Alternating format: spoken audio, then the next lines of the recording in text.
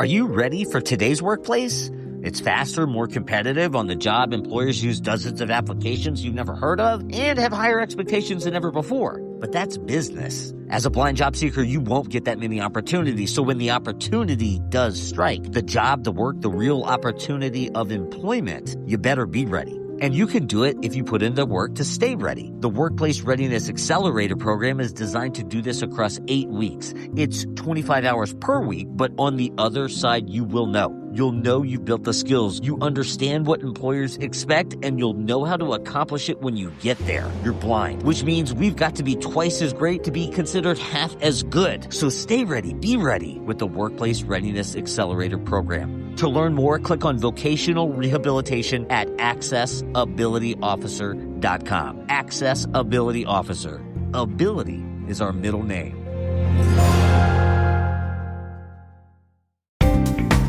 Hello, and welcome to episode 159 of the Eyes Free Sports podcast. My name is Greg Lindberg. On this episode, we are discussing the Running Guides program, which is offered by Guiding Eyes for the Blind. And Guiding Eyes is actually the only guide dog school to offer such a program. So I think you'll really enjoy learning about everything involved in the training and types of dogs that are used for this program. So let's go ahead now and get running with episode 159 of the Eyes Free Sports podcast.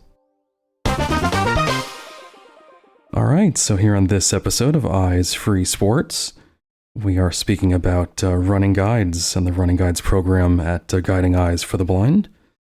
And so we have several members of the running guides team joining us here on this episode. So first I would like to introduce Jolene Hollister, who is the manager of running guides at Guiding Eyes. Jolene, welcome. Nice to be here. Awesome. Appreciate you taking the time. Then we also have Jenna Rovelli, who is a trainee guide dog trainer and support staff for running guides as well. Welcome, Jenna. Hi, thank you for having me. Definitely appreciate you taking the time to do this. And last but certainly not least, we have Sky Foshay. Hi, how's it going? Hey there, Sky. How are you? Just to mention, you are a kennel technician and also a support staff team member for running guides as well. Yeah. Excellent. All right. So why don't we just go around and have each of you introduce yourselves? If you just want to talk a little bit about your professional backgrounds and maybe a fun fact about yourselves. And we can start with Jolene. Oh, yeah, to add in fun fact about yourself. So I've been with Guiding Eyes for the Blind as a staff member for 25 and a half years. I guess fun fact would be that I can add another 5 years to that, as I started as a volunteer puppy raiser in our Finger Lakes puppy raising region, and that morphed into starting in our kennel for a couple of years. And well, clearly they haven't gotten rid of me yet. So I've been involved with the running guides since its inception. I actually trained the first running guide dog, Klinger. Oh, wow, that's amazing. Let's go to Sky next. Hi, I've actually been with Guiding Eyes for this past month. It'll be 6 years now. I've been part of the kennel team, and a fun fact about me is that I'm trying, hopefully, to be able to run the New York City Marathon this year. Nice. Very cool. Goes with the whole sports theme here, so I love it. And Jenna, how about you? Hi, so I've been with Guiding Eyes. It'll be 3 years, actually, in a few weeks on February 6th. I guess you could consider I interned for 5 months back in, 2022.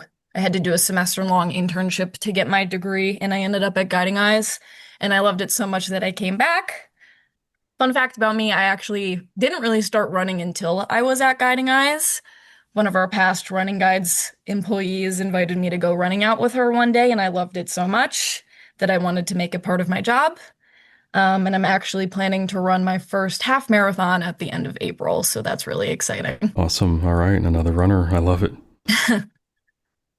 Cool. Then before we get into running guides specifically, I do want to give the listeners just kind of an overview of Guiding Eyes for the Blind, just kind of how long you guys have been around, your programs, the types of dogs that you breed and train, etc. And I guess we could go to Jolene. So Guiding Eyes for the Blind's been around since 1954. We train primarily Labradors, We do have 8 to 10% of our dogs are German Shepherds. Years ago, we did also do Golden Retrievers, but we don't do those anymore. Our main mission is providing increased independence for the visually impaired, in the package of a four-legged companion that'll keep you safe and keep you laughing. I mean, that's the best part about the guide dog relationship is the companionship that comes with it. We're located in Yorktown Heights, New York. That's 45 minutes or so north of New York City in Westchester County. We do have a couple kind of niche programs. We have our specialized training program that trains dogs for clients that have a disability in addition to their visual impairment. We work with the deafblind. Some clients just may have balance challenges, cognitive challenges that would take more one-on-one training to learn how to use the dog. And our running program is also a very unique program that sets us apart from other schools. Absolutely. Yeah. And speaking of that program, I'm curious kind of how long it's been around and what the inspiration was for starting that. The running program came about in 2015. It was actually a kind of a conversation that happened between a visually impaired runner and at the time was our new CEO, Thomas Panic. Just kind of, Richard Hunter was the visually impaired runner. They were chatting in Boston about how he'd always thought about having a guide dog, but running was such a big part of his life. But everybody always told him he couldn't run with his guide dog. You know, why not?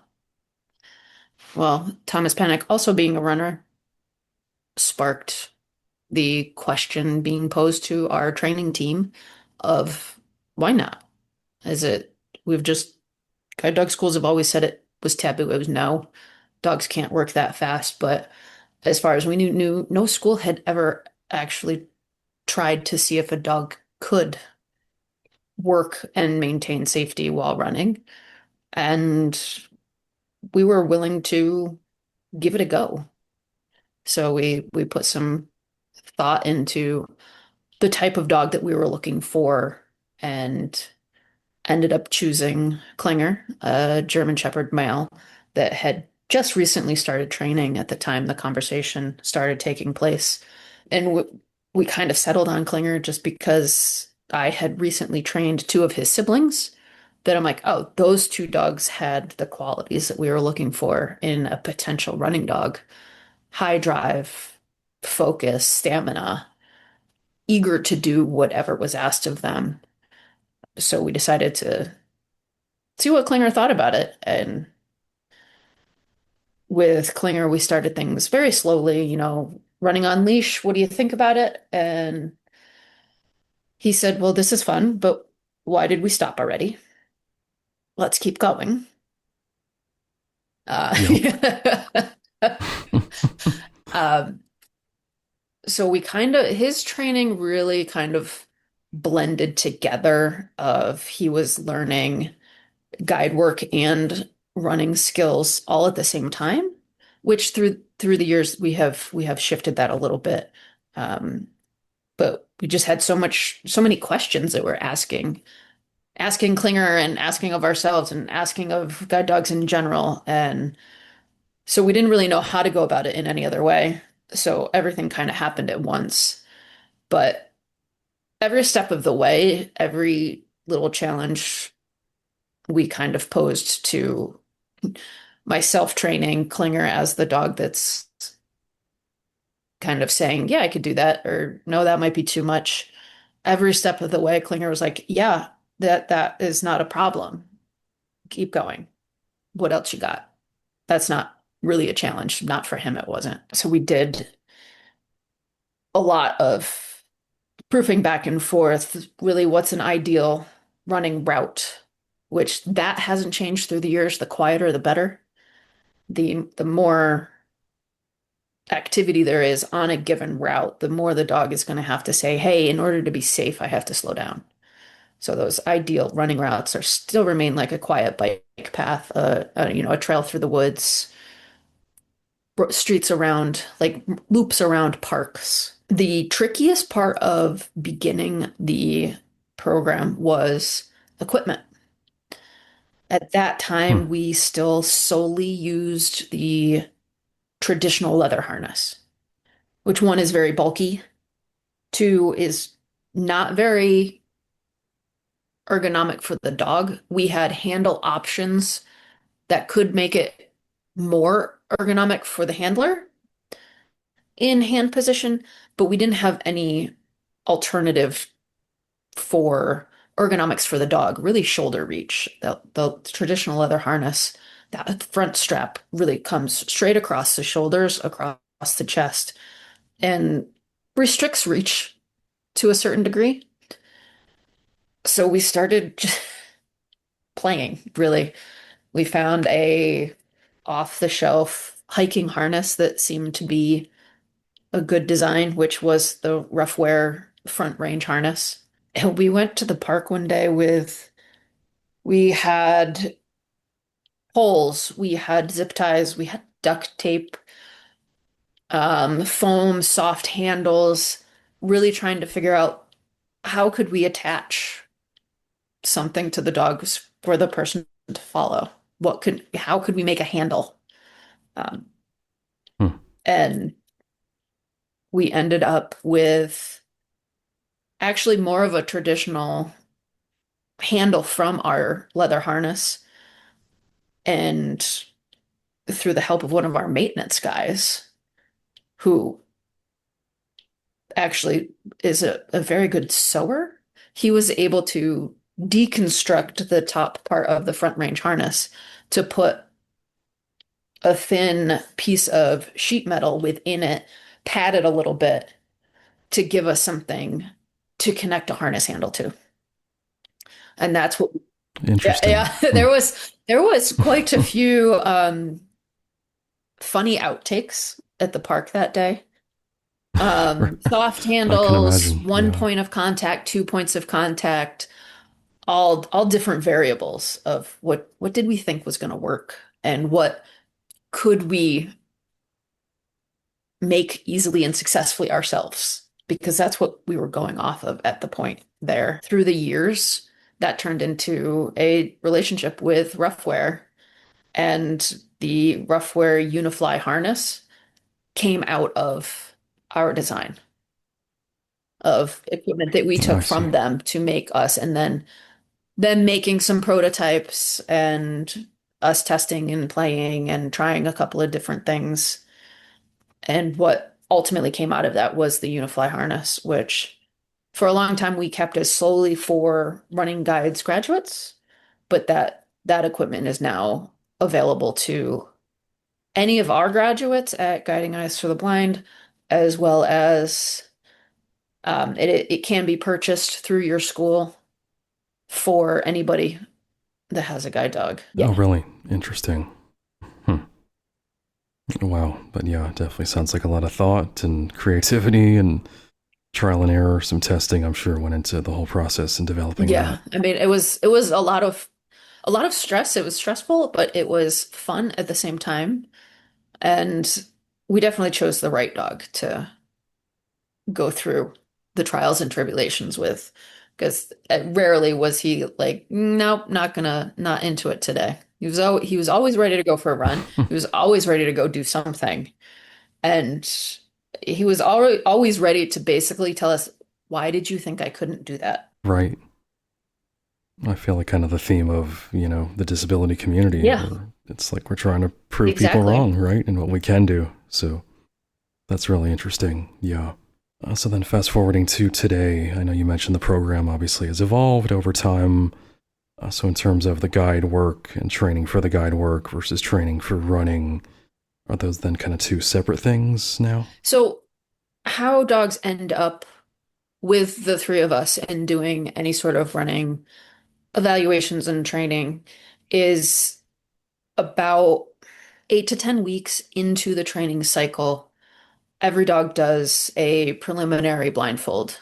And that's just kind of a gauge of where they're at in their training at that point. But at that point, they've learned a foundation of what we call lead out or response to forward and the basic understanding of a work pattern. What does a guide dog do? Stop at curbs, move around obstacles, and keep going, basically. At that point, the instructor that's working with each dog is asked, do you think this dog has potential to run? They can say yes, no, or maybe. If they say yes or maybe, Jenna Jolene. I'm Jolene.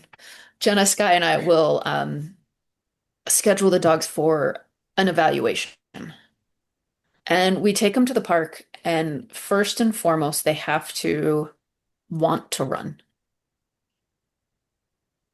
It pace doesn't matter, but there has to be a shift from what they're walking day to day, doing what we call street work, and their running pace. So, if we talk in terms of miles per hour. So if I get a dog and I've been told, oh, this dog works at a 4.0, but when we go to the park, they're like a 4.5. There's not a heck of a lot of shift up there. But if they're working a 4 and running a 5 mile an hour and running a 12-minute mile, we're probably going to keep them and continue training and make sure that they, one, continue to enjoy it. Some dogs are like, oh my God, this is so much fun the first time we run them. And the second time they're like, I thought that was a one-time deal. So we're really gauging their enthusiasm for it, their level of what I call self-motivation to run, because Hmm. we're not going to go teach them to run. We're teaching them to maintain guide work and responsibility while running that they already enjoy. So if they don't enjoy it and they don't want to do it, we don't keep them within the running guides program training. Right, right. And you can kind of tell that, right away or pretty quickly, would you say? Some are very clear right off the bat. Some, their evaluation might linger a little bit longer than most. Typically, first run, you have a pretty good idea. The second run looks pretty similar to the first. We're going to accept them. Sometimes I just had a dog that, unfortunately, his dog distraction was just too high at a running speed. Lovely little runner. So, like, his evaluation lingered for four, I think, into his fifth run because his first run I saw dogs, and then I didn't see anything for run two, run three, run four. Then on the fifth run, now we found dogs again. And he loves to run. He's a solid runner. But unfortunately, the safety component just isn't there yet. Right. So for now, I did not accept him into training. But later on down the road, that dog distraction shows significant improvement. I will bring him back and look at him again I see. because because the safety factor has to be there just as much as the enjoyment of running. They still have to have their wits about them that I'm still working. We're just doing it faster. So if there's people in front of us, they still have to think, oh, I need to move around them. But the big caveat is dogs, birds, squirrels, because especially we frequent the parks, right? There there tends to be squirrels and rabbits and chipmunks and a lot of dogs. They can need some handling and handler direction, but it has to be at a safe level. Because unfortunately, when we've given them the green light to go even faster, that does add a different level to control when it comes to distraction. Right, right. Makes sense. Jenna or Sky, anything you'd like to add on this? Yeah, I mean, it's always really fun for me to as both someone who runs the dogs and also trains them.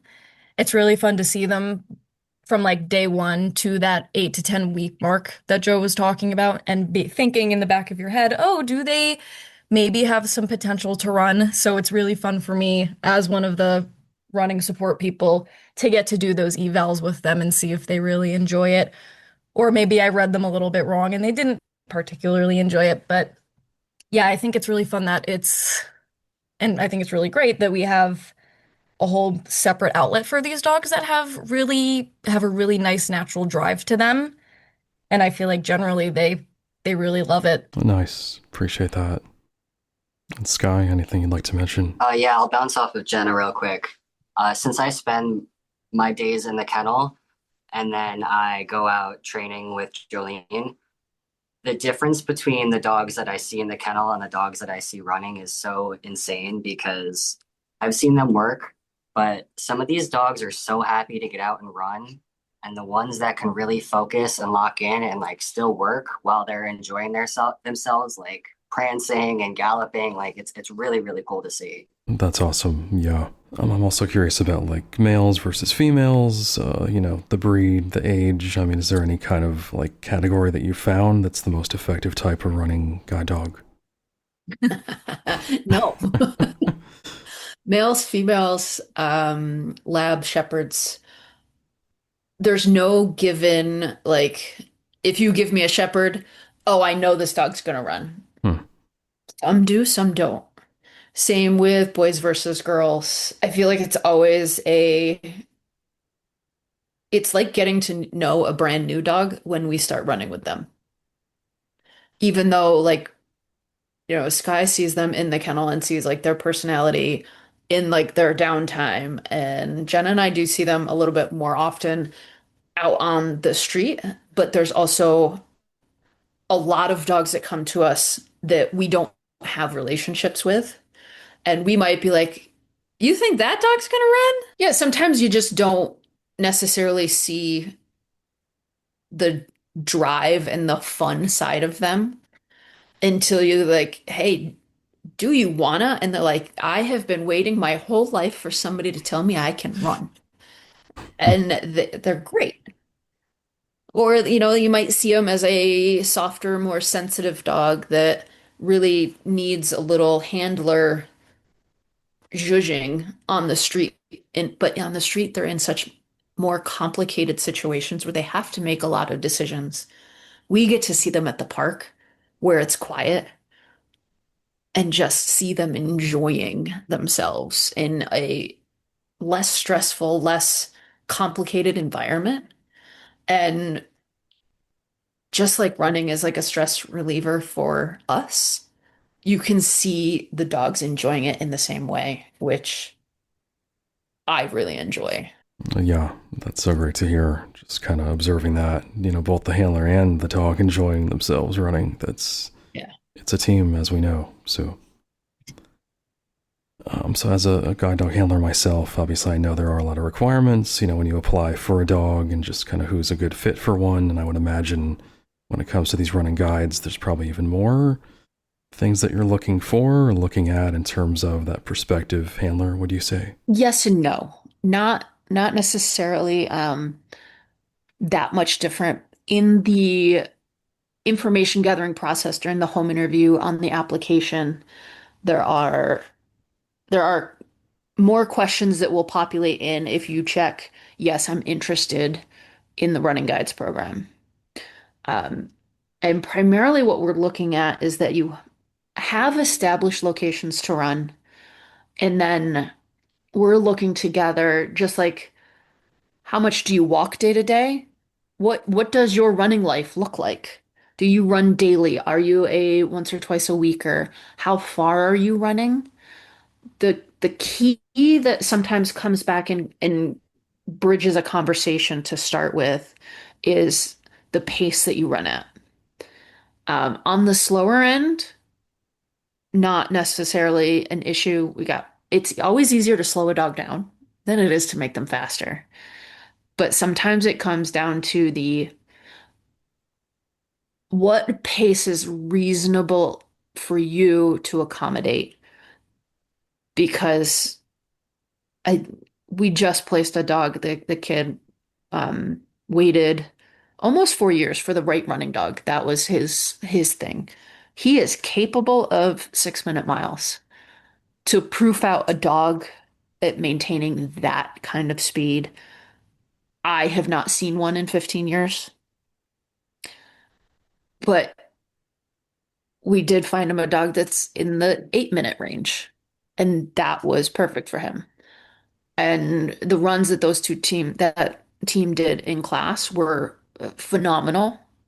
The dog couldn't have been happier. The look on the student's face was just, I knew I waited for a reason, and Hmm.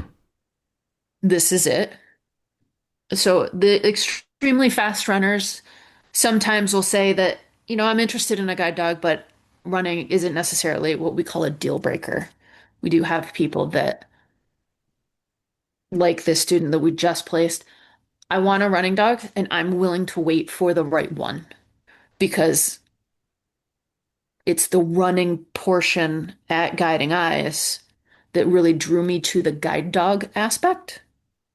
So I want to have that piece. So we either have running firm, which is I only want to be able to run with my dog and I'm willing to wait. And then running interest is I would love to have a dog that could run, but if you offer me one that can't, I'm probably going to accept it. Right, right. I see. And then in terms of like how long a dog can actually run for, distance wise, I know I've heard about like a 5K, 10K marathons where a dog might run part of the time, or if it's short enough, perhaps the whole time. Is there kind of a set length that you guys, go by on that? Recommended length is capping at 10K. I see. So 6 miles. Just because you gotta remember the added, I mean, similar to running with tethered with a human guide, that your human guide should be X% faster than you. Use the mental awareness of what else is going on, making sure that you verbalize to your running partner what's coming up, where are we turning? Oh, sorry, forgot about that pothole. The mental aspect on the dog is still there. So we've always capped at kind of the 10K just because 6 miles of depending on the route can still be very mentally tasking on the dog, even in a quieter environment. The race situation adds, that's something that was added on as an acceptable thing a few years into the deal. Initially, we thought, nah, again, too complicated of an environment until people kept coming back and asking and asking and asking. So we started playing around with it. Yo. And I mean, most famously, we did train a team that our CEO at the time ran the New York City Half with. That to watch those dogs train, we did a lot of driving into the city, training in Central Park. We went to Prospect Park in Brooklyn to really get more people, more crowds, to gauge, is this going to affect the pace that we see up in our quiet park in Yorktown? It never really did. You literally would start to see the dogs process faster to still find the opening and move accurately with more people around. And race day was no different. Is it I think it's a little bit easier for the fact race day you're all going in the same direction. Right, right.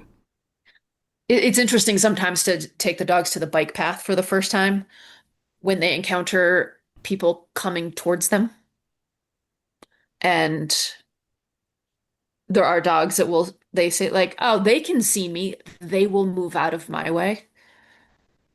And because what happens on the sidewalk a lot when the dogs are working, sometimes you don't actually realize how often the people approaching you during training move before the dog makes a move. And the dog has inadvertently learned that people walking towards me move out of my way. Hmm. So sometimes that can be a conversation back to the trainer, go, pay attention to this when you're training in town. And they're like, oh my God, yep, you're right. They do. If the person's going the same direction, the dog makes the move first. But if they're coming at us, they basically make the assumption that the person's going to move first. Yeah, I see. Are there any kind of like special commands, anything, to tell the dog beforehand? Or do they kind of know once you're putting on that harness and as far as running, they know it's coming? There is literally no different command other than really we'll say forward, but then we'll be just like, let's go. and that gives them enough of a green light. But I think Jenna and Sky would agree. Most of them, even my dog, I have one dog in my regular string that also runs right now. When I get her out of the van at the park, she knows clearly where she is. But if I open the door and Sky is standing there, every dog in that van is like, yes, it's run day. They certainly know the location, the people involved. Sure, sure. And during the run, there's really no other different commands either that you would give the dog. No, not really. And the first thing I tell students when I take them to the park to run for the first time is absolutely everything you have learned up until this point about how to work with your dog, how to follow them, how to talk to them, how to handle distraction, how to redirect, how to reward, all stays the same. All we're doing is increasing the speed. Sometimes we have to, because some of our teams are going to be using the Unifly all the time, and some use the leather and then are introduced to the Unifly to run with, and they want to have it separate, which comes more down to handler choice. I know plenty of running grads that use the Unifly all the time. I also know a lot that have a clear distinction. So if they're using the Unifly day to day, depending how their stride length changes, walking versus running, we might adjust the harness handle length. But that's really the only shift between walking and running. Right. I see. So in terms of success stories, first I am curious, do you have a count on how many total running guides have been placed over the years? I may have gone into the database to get that exact number for you. 123 program graduates at this point. Current active running teams, we have 77 in the field. So the 53 difference, I know we've had some of our early grads have retired and come back for second dogs at this point. Hmm. Some may just be retired, but not necessarily have come back for another dog yet. Um, but our average, we've been pretty consistent 10 to 15 new teams a year since 2015. Nice. That's a good number. Yeah. Yeah. It's a nice, consistent, steady number. Every year, people are like, oh, we didn't really do that much. But then when we go back and look at the numbers, we're in that sweet little range. Because sometimes the trick is we have such an extensive waiting list, but not all fast walkers want to run. So we might have a nice running dog, but like the best match on the list is somebody that's not interested in running. Right. I Right. take that as not some people say, oh, but they can run. I'm like, yes, but just consider it as we've put in time towards stamina. Exactly. Yeah. Yep. A lot of fast walkers do want to walk for several miles a day. So there is the increased stamina that comes from the running training and being out there and going longer distances at a faster pace that can carry over to applicants that aren't necessarily interested in running. But as far as specific success stories, I personally I think I mean there are definitely grads that like I remember more like stories of what they've done out in the field. But to me, any single one of our graduates that has a running guide, every time they step out the door and go for a run without having to have called somebody to say, "Hey, are you available to guide me today?" That's the success. That's the entire reason that we wanted to put the program into place. So people can get up off their couch and go be active without having to arrange something with somebody else or be like, oh, I'm all set to walk out the door, but got my shoes on, I got my tether in my hand, and my guide called me going, I'm too sick to run today. The dog's there. Exactly. Such a great point. Yeah. Sky or Jenna, any specific, success stories come to mind? I've only been in this program, like as part of the running guide program for a short period of time. So I'm not super familiar with like previous grads or anything, but it's been really fulfilling for me to see the dogs that I've gotten to run with go into class and seeing videos from their instructors of them out running with them. And the dog is so happy and their handler is so happy. Like a dog that I loved to run just went into class, and I hope that the student he's going to has as much fun with him as I got to have with him. Because every morning when I'd walk into that kennel and take that dog out, he'd see me and he knew exactly what time it was. And I hope he knows, I hope he has the same response for his student right now. So right now it's just really seeing them out with their people that is super fulfilling for me personally. Excellent. I appreciate that. And Sky, how about you? I'm pretty much in the same boat as Jenna. I'm pretty new to this running guide support program, like helping out. And the few times that I have seen Jolene's film videos going with the students with their new running dogs, and the few times I've seen them, it's like I can't imagine how they feel because I know how I felt with those dogs, and they're all just really special. And to be able to see it like kind of from the start to where they end up, it's really, really nice. Right, absolutely. As far as the benefits of and importance of physical activity for the blind and visually impaired community, obviously having a program like this, is crucial. Like you were saying, Jolene, if, a partner or guide is not available to run or to be active with someone, to have that dog to be there is just huge. But anything else you want to mention about just why it's so important for those of us in the blind community to be active? Yeah, I mean, I think it's one of those, I'm trying to think of the right kind of along the lines of like, training with Klinger of like, prove us wrong. Everybody used to say guide dogs can't do it. Well, a lot of people say blind people can't do it. You know, they're not gonna they're not gonna go for a run. They don't want to go hike Mount Everest. They don't they don't do things like that.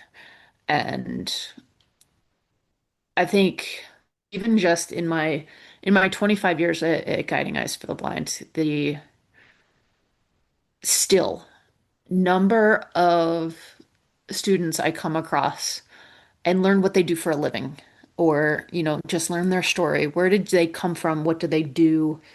What barriers have they had to break down? Because they're the first visually impaired person that went to a certain college. For us to be able to play a small role in them still being able to say, yes, I can. I can go out and be active. I can go out and run. I can go out and do that by myself. Me and my dog can go out and conquer that is such a huge reason why I'm still here. I'm still doing what I do because there are so many days that I could think of like, oh, I beat my body up. I beat my body up doing this job and I've done it for a long time. But then sometimes I'll get a message from a grad that, hey, just letting you know I had a great day with my dog today. That's it. Literally could be a one sentence email or a text of, but it's their way of saying thank you without really saying thank you. But it's a constant reminder of why the work we do is so important to so many people. And I think the running program opens the door to a whole other niche of people that are really invested in saying I can instead of I can't because I can't see. I can still do it. I will still do it. Absolutely. And being able to play a small role in that is phenomenal. No doubt. Very well said. Okay, so before we put a bow on this episode, I definitely wanted to give you guys the chance to mention contact info if folks are interested in learning more about Guiding Eyes for the Blind and the Running Guides program specifically as well. For any generic questions about guide dogs or, application process, you want to email admissions@guidingeyes.org. If you do have any specific questions that you would like to talk about running, on whether or not you think a running guide might be something that you want to delve into, please feel free to email me. My email address is jhollister, that's JHOLLISTER, @guidingeyes.org. Excellent. All right. As usual, I'll include that info in the show notes for everyone to have there as well. All right. Well, Jolene, Jenna, and Sky, thank you so much for your time. Really enjoyed this conversation. It's just such a unique, program that you guys have. And just kudos, hats off to you guys and everything that you're doing there as well. Thanks, Greg. This has been great. Yeah, thank you so much for having us. Thank you. To hear more episodes of the Eyes Free Sports podcast and to subscribe, search for Eyes Free Sports on your favorite podcast platform or visit eyesfreesports.com. Be sure to follow the Eyes Free Sports podcast at facebook.com/eyesfreesports and on Twitter @eyesfreesports.